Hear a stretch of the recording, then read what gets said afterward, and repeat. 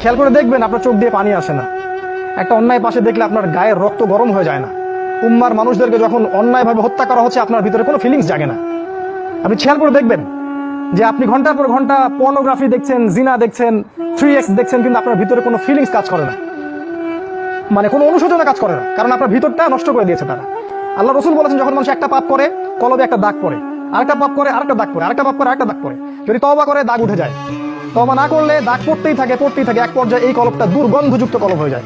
এত দুর্গন্ধ বের হয় কলব দিয়ে, যদি মানুষ জানতো তাহলে মানুষ থাকতে পারতো না পৃথিবীতে। এই জন্যই এই রকম শ্রেণীর মানুষের যখন মৃত্যু হয় তখন ওই মালাকুল মউত এবং এই যে মৃত্যুর ফেরেশতারা তারা দুর্গন্ধে আত্মাটাকে বের করে নিয়ে আসেন, টেনে স্যাঁচড়ায় বের করে নিয়ে আসেন। এই পাপী মানুষরা মারা যাওয়ার সময় এই ঘটনাটা ঘটে। এইভাবে তারা আপনাকে ব্যস্ত রেখেছে। এখন কি হবে? এখন আগামী দিনগুলোতে কি এরা উম্মার নেতৃত্ব দিতে পারবে? এর মধ্যে কারা পারবে? উত্তর, এর মধ্যে সবাই পারবে না। উত্তর এক কথায় শেষ, সবাই পারবে না। কারা পারবে?